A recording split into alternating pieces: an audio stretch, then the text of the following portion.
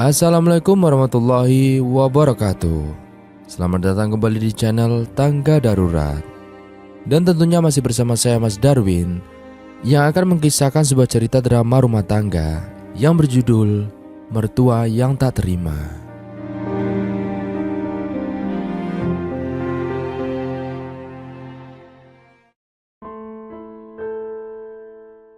Marina berjalan ke sana kemari di dapur. Ia sedang memasak sembari mencuci baju. Begitu bunyi mesin cuci berhenti, ia akan menguras air dan membilas baju sembari memasukkan baju lagi ke mesin cuci.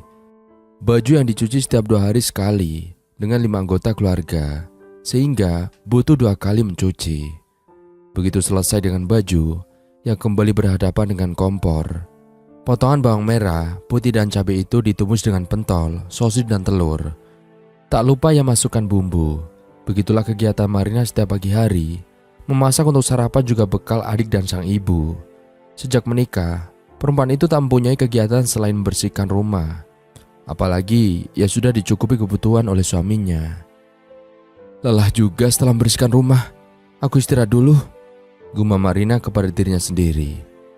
Tak ada yang di rumah selain Marina, apalagi ibu bapak dan suaminya berangkat kerja, sedangkan sang adik sekolah.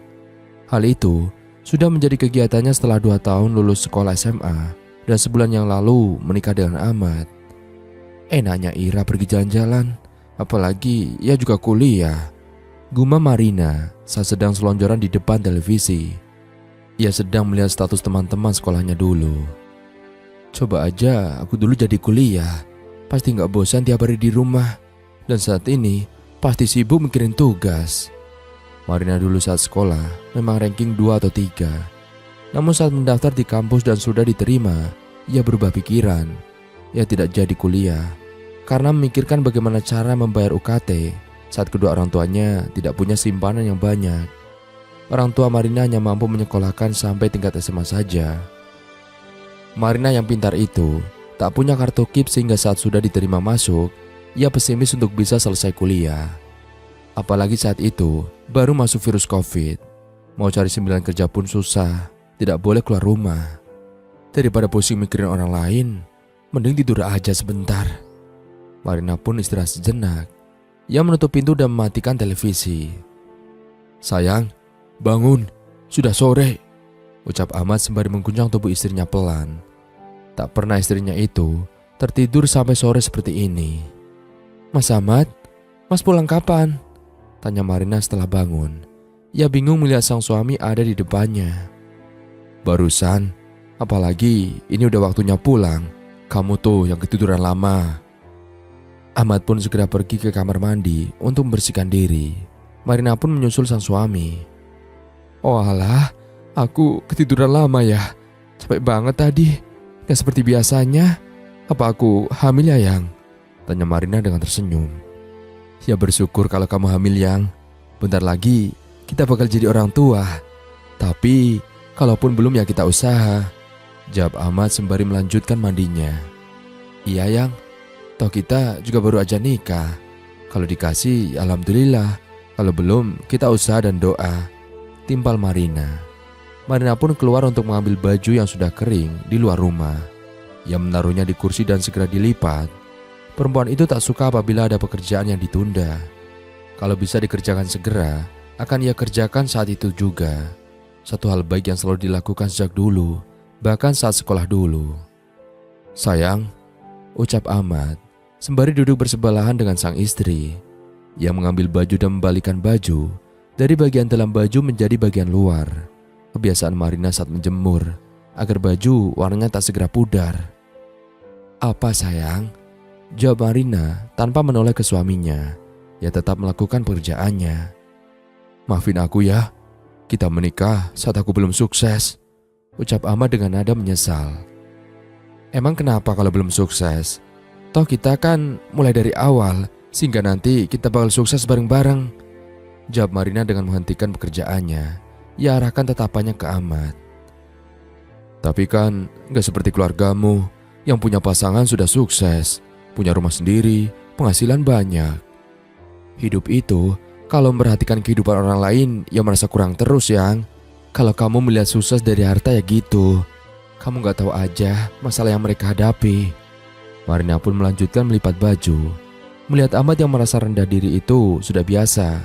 Apalagi Marina menikah dengan laki-laki yang rentang usianya hanya 2 tahun di atasnya. Di usia yang masih muda dan memiliki tanggungan seorang adik yang masih sekolah, membuat Ahmad tak memiliki tabungan banyak saat menikahi Marina. Tapi aku merasa ayah dan ibumu saat di depanku masih kaku, gak seperti di depan yang lain. Aku merasa mereka gak rela anaknya aku persunting, Yang. Ungkap Ahmad yang selama sebulan ini hidup di rumah mertuanya. Halah, itu pikiranmu aja sayang. Mereka gak keberatan dengan keputusanku. Gak protes juga saat aku menikah. Padahal teman-temanku pada lanjut pendidikan, ujar Marina.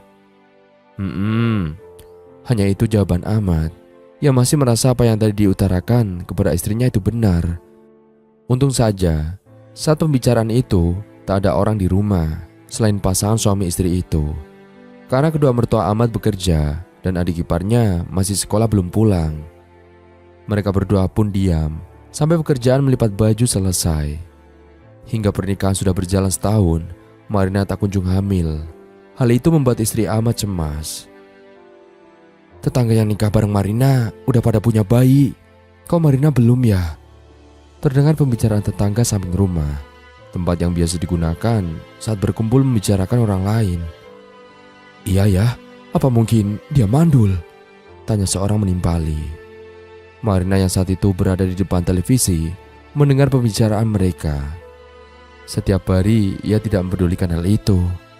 Namun berbeda dengan sekarang. Entah kenapa saat tetangga membicarakannya, Marina merasa sedih. Kayak bulenya belum punya anak sampai sekarang. Bulenya sekarang masih ngadopsi anak orang. Semakin mereka membicarakan Marina, perempuan itu semakin sedih. Bisa aja memang ditundakan, apalagi mereka nikah muda, belum punya apa-apa lagi. Saut-sautan suara yang membicarakan Marina terdengar menyakitkan. Marina yang tak suka bergaul itu bertahan di depan televisi. Ia tak melabrak ataupun memarahi mereka. Namun sakit rasanya saat dibicarakan oleh para tetangga itu. Kenapa ya mereka suka sekali membicarakanku? Tanya Marina pada diri sendiri. Perempuan itu sedang menitikkan air mata sembari berbaring miring memeluk guling. Televisi yang menyala dibiarkan seakan menonton tangisan Marina. Emangnya mereka gak mikirin kalau aku sakit hati sama ucapan mereka? Kayak mereka hidupnya benar aja. Gumam Marina sembari menangis lirih. Malam hari saat mau tidur, Marina hendak bicara dengan Ahmad. Sayang, ucap Marina untuk menarik atensi Ahmad agar menoleh ke arahnya. Iya, ada apa? Jawab Ahmad lalu terlentang menghadap istrinya. Aku sedih tahu. Tadi siang ada yang bicara karena aku belum hamil-hamil. Mana nyamain sama bule lagi yang gak bisa hamil? Curhat Marina dengan lirih. Karena kamar mereka tak ada peredam suara. Biarin aja, kalau dikasih rezeki anak kan juga kamu bakal hamil juga. Ahmad hanya menanggapi dengan biasa saja, tak terlalu mempedulikan apa curhatan istrinya. Tapi kan mereka kayak gak punya kegiatan lain. Bicarain orang aja, kayak mereka bener aja hidupnya. Marina tetap mengeluarkan unek-unek di depan suaminya. Setelah seharian melakukan pekerjaan rumah yang tak ada habisnya itu. Ya udah biarin aja, jangan suka mikirin omongan orang, ucap Ahmad. Lalu ia pergi ke luar kamar. Mau kemana sih mas? Malam-malam bukannya tidur malah keluar rumah, tanya Marina saat sang suami beranjak dari ranjang. Mau nongkrong, sumpok di rumah. Ahmad pun keluar, tak menghiraukan sang istri yang keberatan. Akhir-akhir ini Ahmad selalu pergi saat malam hari. Baru pulang setelah tengah malam, membangunkan Marina yang lagi nyenyak tertidur. Hal itu membuat tidur istri Ahmad terganggu hingga menyebabkan sering pusing kepalanya. Kenapa sih suamiku suka nongkrong sekarang? Padahal dulu juga gak pernah nongkrong sampai tengah malam. Paling kalau nongkrong pulang jam 8 malam, gumam Marina kepada dirinya sendiri. Perubahan Ahmad membuat Marina khawatir apabila sang suami terjerat dengan hal-hal yang tidak baik. Terlebih tetangganya seringkali terdengar suka main slot atau mabuk-mabukan. Apalagi saat dulu awal kenal Ahmad, Marina tahu kalau suaminya itu tidaklah polos perihal dunia malam. Ia taunya saat teman Marina sekolah kenal Ahmad, hingga teman tersebut memberitahu kalau Ahmad pernah mabuk, main slot, atau pernah juga karaoke. Hingga tak menutup kemungkinan suaminya akan kembali lagi saat lingkungannya mendukung. Bunyi gitar telepon mengganggu Marina yang tengah tertidur. Siapa sih? Malam-malam mengganggu aja, gumam Marina dengan membuka selimut dan duduk di pinggir ranjang. Halo? Yang, buka pintunya. Oh, iya, jawab Marina singkat. Ia lalu beranjak dari ranjang dan menuju pintu depan.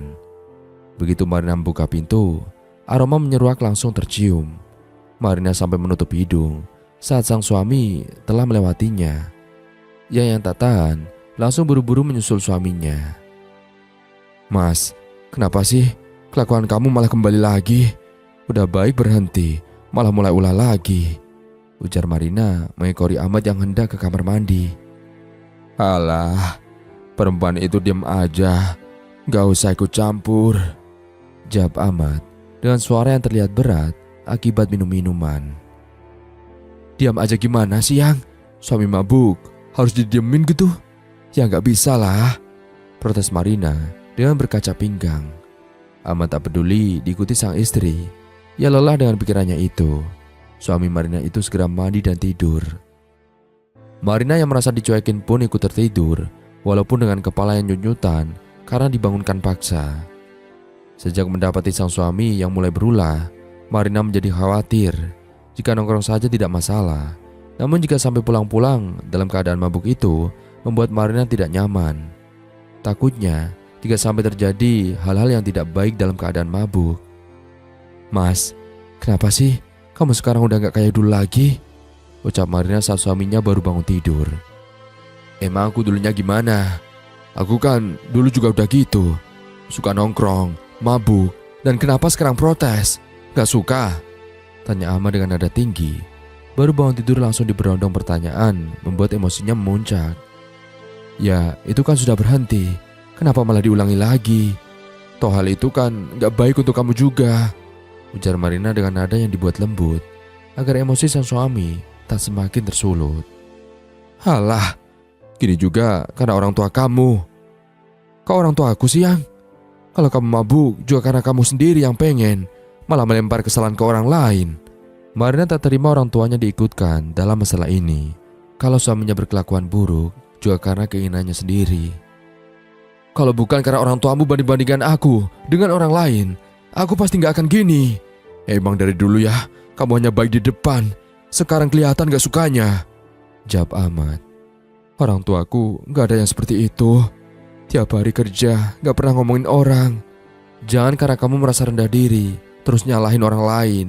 Kalau merasa kurang baik, ya diperbaiki kelakuannya. Bukan malah makin bobrok gini, Mas. Marina tetap saja pada pendirian bahwa orang tuanya tak pernah membandingkan suaminya dengan orang lain. Apalagi tak pernah terlihat adu cekcok antara keduanya. Setiap aku papasan dengan orang tua kamu, salah satu dari mereka selalu saja bicara yang tidak-tidak dengan suara pelan. Bagaimana kamu bisa tahu, ah? Mana ada mereka akan secara terang-terangan kalau gak suka sama aku, padahal sudah menjadi menantunya. Gak tahu ah, yang penting jangan lagi mabuk-mabukan ya, Mas. Uangnya bisa buat yang lain daripada buat itu. Marina pun segera bangun dan melakukan pekerjaan rumah seperti biasanya. Dengan berbagai pikiran yang memenuhi pikirannya, ia seakan tak yakin apa yang diucapkan suaminya benar. Apalagi selama hidupnya, orang tuanya tak pernah melakukan hal itu. Kalau suka, ya bilang suka. Kalau tidak suka, bilang tidak suka. Walaupun diperingatkan untuk tidak mengulangi lagi, Ahmad tetap saja pergi keluar rumah saat malam hari. Gak dimarahin istri, Mat? Tanya yang punya warung. Halah, ngapain dipikirin? Kopi satu ya? Jawab Ahmad dengan santai. Siap, Mat, jawab Suno, pemilik warung untuk nongkrong saat malam hari. Masih diomongin sama mertua kamu, Mat? Tanya laki-laki di depan Ahmad, teman nongkrong yang tiap hari selalu datang. Udah biasa, anaknya gak percaya orang tuanya begitu, ujar Ahmad. Ia biasa mengeluarkan unek-unek di saat nongkrong seperti ini. Di rumah, Pura-pura dekat dengan mertua laki-laki. Yang ada dibandingin dengan saudara atau tetangganya. Tetangga aja udah tahu gimana sifat mertuamu, Mat.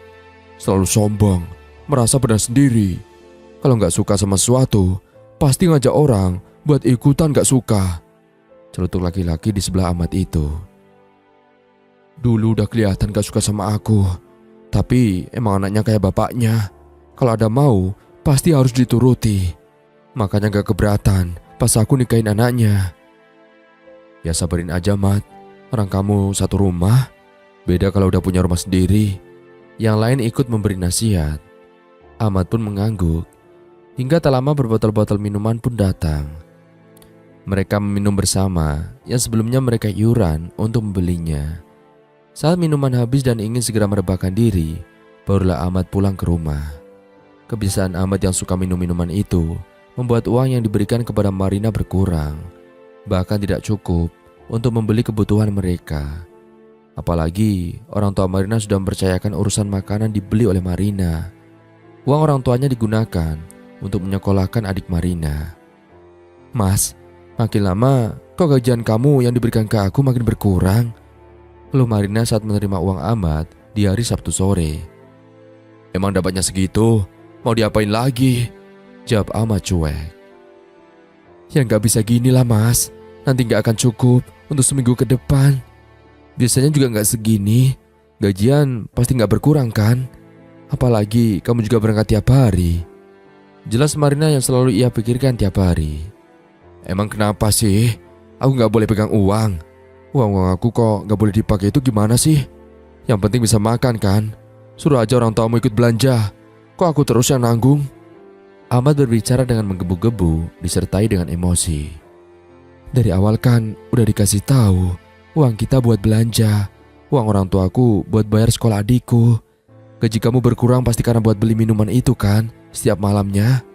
Harusnya pakai uang buat yang penting-penting aja, Mas. Gak usah ikut minum segala. Kalau gini siapa yang nambahin kalau uangnya kurang? Mau ngepet emang? Ya pikir aja sendiri. Kamu aja masih muda juga gak mau kerja. Pinter aja buat apa kalau gak menghasilkan uang? Percuma. Kata-kata sang suami membuat Marina tak terima. Perempuan itu diam saja hingga berhari-hari. Dan tak sengaja ia melihat status tetangganya.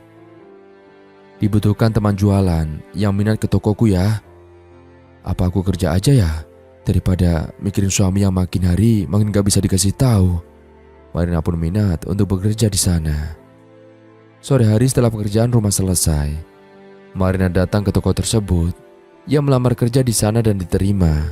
Walaupun mendapatkan gaji yang tak seberapa, yang penting bisa untuk menambahi uang belanja. Syukur-syukur bisa sekalian buat tabungan juga. Ahmad yang mengetahui istrinya bekerja pun hanya diam saja. Apalagi Marina berangkat pagi dan pulang siang hari. Jadi saat sore hari baru bisa membersihkan rumah. Hari Sabtu kemudian, jadwalnya Ahmad gajian. Marina sudah menanti. Tak sabar rasanya akan menghitung berapa yang akan diberikan kepadanya itu. Nih buat kamu. Ahmad pun langsung mandi setelah memberikan gajiannya ke istri. 1, 2, 3. Kok berkurang terus sih? Gumam Marina sembari menata uangnya kembali. Dia segera menyusul suaminya. Mas, kok malah makin berkurang uangnya? Keluh Marina. Ya kan emang segitu. Mau berapa lagi sih? Jadi istri kok gak bersyukur? Ahmad yang mau ke kamar mandi tak jadi. Yang meladeni istrinya itu yang mengeluh. Aku bukan gak bersyukur, Mas. Kalau uang gajian kamu gunakan dengan baik juga aku biasa aja. Tapi setiap malam kamu pasti pulang mabuk. Dan uang kamu hamburkan buat hal yang gak berguna. Mau sampai kapan sih, Mas? Marina terduduk di ranjang. Ia menghela nafas panjang. Tak tahu harus bagaimana menasihati suaminya itu. Mau aku mabuk-mabukan juga pakai uangku sendiri. Gak pakai uangmu atau orang tuamu, ujar Ahmad membalas ucapan sang istri. Kalau kamu orang lain juga akan aku biarkan saja, Mas. Berhubung aku ini istrimu, aku perlu dinafkahin, Mas. Dan wajib tahu uangmu buat apa. Bukan seenaknya aja jadi suami. Bosan aku dengar kamu marah-marah mulu. Ahmad lalu mandi dan segera keluar rumah. Padahal hari masih sore. Dibilangin bukan jadi suami yang baik, malah makin bobrok.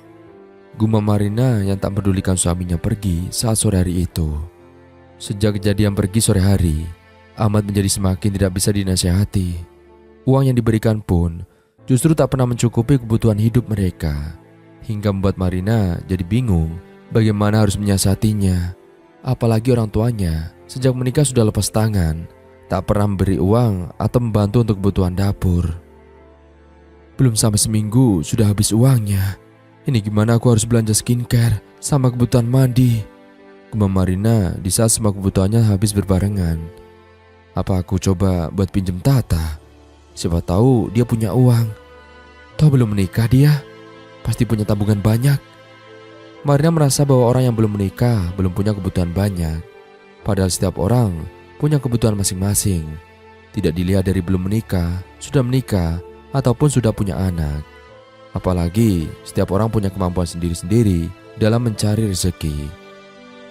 Tata, aku boleh pinjam uang gak? Buat apa? Aku gak punya banyak. Ya buat kebutuhan sehari-hari. Aku pinjam, nanti aku angsur ya. Seperti bayar pinjaman bank. Terserah kamu deh, mau kasih uangnya berapa. Sama angsurannya kamu yang nentuin. Tapi aku bisanya setelah gajian tiap minggu bayarnya. Panjang lebar Marina menjelaskan kepada teman dekatnya itu. Teman dekat saat masih sekolah dulu. Sekarang Tata sedang melanjutkan pendidikan yang lebih tinggi. Tidak seperti Marina yang memutuskan untuk menikah muda. Aku pinjemin 500 ya. Tapi kamu gak usah ngangsur seperti itu. Tinggal bayar 50 aja tiap minggunya sampai 10 kali. Gak usah ditambah uangnya. Aku gak ambil bunga pinjaman kok. Makasih ya Tak. Ini kita ketemuan atau gimana? Ya udah aku transfer aja deh. Kamu tiap minggu bayarin juga transfer aja ya. Karena gak mesti buat tiap hari aku ada di rumah. Iya Tak, siap. Ini nomor rekeningku. Marina dan Tata saling bertukar nomor rekening. Setelahnya Tata memberikan pinjaman kepada Marina sesuai yang disepakati. Alhamdulillah ada pinjaman.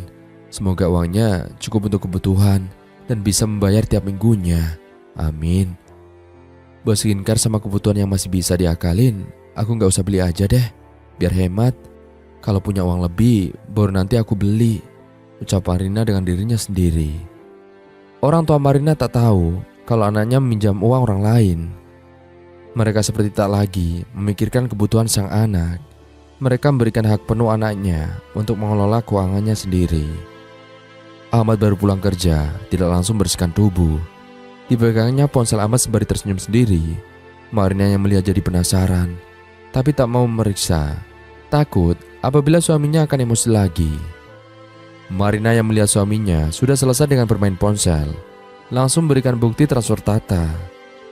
Mas, ini ada pinjaman dari temanku, ucap Marina sembari menatap suaminya itu. Kenapa minjem uang segala? Tanya Ahmad yang kebingungan sembari menatap istrinya. Gimana gak minjem uang mas? Kalau tiap minggu aja kamu ngasih uang berkurang terus. Aku harus gimana? Kalau gajimu dengan gajiku dijumlah juga masih kurang untuk kebutuhan sehari-hari. Pusing aku mikirin keuangan yang gak pernah nambah malah berkurang terus, jelas Marina dengan menggebu-gebu. Ya gimana lagi? Uangnya juga segitu adanya, jawab Ahmad cuek, lalu segera membersihkan diri. Ya harus dipikirkan lah mas. Masa kerja gak pernah cukup? Kurangi kebiasaanmu yang keluar malam. Gak ada gunanya juga. Uangnya bisa buat digunakan memenuhi kebutuhan sehari-hari, omal Marina yang tak terima dengan jawaban suaminya. Gak usah ngatur-ngatur aku. Siapa suruh dulu minta dinikahkan? Padahal aku juga belum punya apa-apa. Dan aku masih mempunyai tanggungan adik juga. Kalau aku nongkrong juga biar bisa waras. Setiap saat diocehin orang tuamu mulu. Kan kamu juga mau mas. Jangan salahin aku aja. Sekarang kok sukanya nyalain orang lain. Kemarin orang tuaku, sekarang aku. Ya kenyataannya memang begitu. Bikin pusing aja tinggal di rumah ini. Gak betah aku. Setelah mengatakan itu, Ahmad keluar rumah menggunakan sepeda motor yang dibawa dulu sebelum menikah. Sebab Marina saat lamaran dulu tak dibelikan sepeda motor, seperti kebanyakan tetangga lain. Mungkin hal itulah yang mendasari orang tua Marina tak begitu suka dengan menantunya. Apalagi Marina tergolong cantik, pintar, dengan tubuh yang seperti kebanyakan perempuan inginkan, malah mendapat suami yang tak meratukannya. Sedangkan tetangga lain, anaknya tak secantik Marina saja, bisa mendapatkan lamaran yang banyak dan bagus. Menantunya punya rumah sendiri dan tidak ikut tinggal dengan orang tua. Memang setiap orang punya rezeki masing-masing. Hal itu tak ditentukan dengan tubuh yang bagus atau wajah yang cantik. Yang penting setiap manusia punya rasa syukur atas nikmat yang telah diberikan. "Mau kemana kamu, Mas?" tanya Marina yang tak dipedulikan suaminya. Marina takut suaminya itu tak pulang. Sebab saat nongkrong pun tak pernah dalam keadaan marah seperti ini.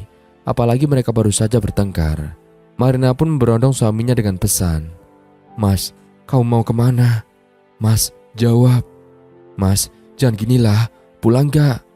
Marina resah. Ia berjalan bolak-balik dengan memegang ponsel. Ia tak mau orang tuanya tahu. Takutnya malah semakin membesar masalahnya. "Gimana kalau Mas Ahmad gak pulang ke sini? Nanti kalau dia minta pisah gimana? Aduh, apa yang harus aku lakukan?" Marina pun bingung. Terlebih di rumah tak ada kendaraan lagi. Sebab kendaraan yang biasa digunakan untuk sekolah dulu sekarang digunakan adiknya sekolah. Malam hari pun sang suami tidak pulang, membuat Marina semakin resah dan khawatir. Hingga ia akan menunggu sampai pagi hari. Kalau sampai besok pagi belum pulang, baru Marina akan mencari di mana keberadaan suaminya. Hingga pagi hari, Ahmad belum juga kembali pulang ke rumah. Orang tua Marina pun tak komentar saat tak melihat di mana menantunya itu. "Apa aku minta bantuan temanku ya?" Marina pun mengirim pesan ke teman yang satu desa dengannya. "Sa, bisa minta tolong gak?" "Minta tolong apa, nah?" "Boleh tolong temani aku gak?" Bisa. Tapi aku bisanya jam 9-an, gimana?" "Aduh, kalau nanti bisa gak cepat ketemu suamiku?" ujar Marina, lalu segera membalas pesan temannya dan tidak jadi minta tolong. Setelah menanti di rumah, sembari mengerjakan rumah dengan tidak tenang, Ahmad akhirnya pulang juga. Ia masuk kamar tanpa basa-basi, karena pulang saat kedua mertuanya sudah berangkat kerja. "Mas, kalau gak pulang itu bilang, bikin orang pusing aja cariin kamu." Pesannya juga dibales. Omel Martina di depan suaminya itu. "Terserah dong aku mau kemana aja. Di rumah diomelin mulu. Punya suami itu disayang, bukan malah didengerin macem-macem. Gak bakal betah lagi digituin. Kamu aja jadi sumber gak benar. Sekarang suka mabuk-mabukan, nongkrong sampai tengah malam. Belum lagi nanti kalau marah langsung gak pulang ke rumah kayak kemarin. Mau kamu apa sih, Mas?" tanya Marina dengan pasrah. "Ya gak gimana-gimana. Cukup percaya aja sama apa yang diomongin suamimu ini. Selalu saja kamu gak percaya." Ahmad mengeluarkan unek-uneknya selama ini. "Yang dipercaya itu apa sih, Mas? Percaya apa lagi ya? Percaya janjimu dulu mau bagian aku, tapi malah bikin pusing tiap hari kerjanya." Marina ancap kali bingung dan keinginan suaminya itu. "Kamu aja aku ceritain, kalau orang tua kamu gak suka aja, kamu gak percaya. Gimana aku bisa bagian kamu kalau mereka selalu aja gak bersyukur punya menantu kayak aku? Aku harus gimana kalau mereka membanding-bandingin aku dengan tetangga bahkan saudaramu sendiri? Aku juga punya harga diri, nak. Mereka merendahkan aku. Aku juga males jadinya mau kasih uangku buat makan orang tuamu. Udah gak mau bantu, malah bisanya cuma bisik-bisik rendahin aku. Kamu gak bakal tahu, nak," jelas Ahmad. "Dan asal kamu tahu, nak, di luar sana sudah tahu betapa sombong dan angkuhnya bapakmu. Makanya karena gak bisa menyayangi menantu tetangga, ya aku disalahin terus, dibanding-bandingin terus. Kamu gak pernah mau bergaul keluar rumah. Taunya baik-baik orang tuamu aja. Kalau begini terus, mending aku pergi aja dari sini. Gak kuat aku lama-lama diinjak-injak harga diriku." Ahmad menambahkan ucapannya. Ia keluarkan semua yang selalu diucapkan saat sedang menongkrong. Karenanya di sana semua curahan pikirannya didengarkan. "Aku juga harus gimana, Mas? Mau hidup berdua aja, kamu ngasih uang ke aku selalu berkurang.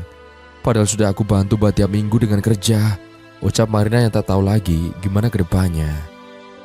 "Kalau kamu mau aku ajak tinggal berdua, kita pindah dari sini. Aku bakal stop buat gak minum-minum. Kita bakal hidup berdua tanpa diusik orang tuamu itu," putus Ahmad. Lalu ia pergi membersihkan diri. Setelah tak pulang semalam, diguyurkannya air agar pikirannya kembali tenang dan tidak memuncak emosinya. "Ya sudah, kita hidup berdua. Kita jalani hidup ke depan. Asal Mas janji, untuk berubah dan tidak akan melakukan kegiatan yang bikin kita gak makin kaya, malah makin miskin, jawab Marina dengan mengekori sang suami ke kamar mandi. Ahmad pun menyanggupi janjinya untuk tak akan minum minuman dan nongkrong yang tidak jelas. Mereka berdua akhirnya memutuskan untuk pergi keluar rumah dan hidup berdua. Baik Marina maupun Ahmad tak tinggal di rumah orang tua Marina atau orang tua Ahmad. Namun, mereka hidup di kota baru, sama-sama mencari pekerjaan berhubung mereka belum dikaruniai keturunan. Hingga selang 6 bulan setelah pindah dari rumah Marina, mereka akhirnya bisa membayar utang dan keuangan mereka semakin naik. Dan di saat itu pula, Marina hamil.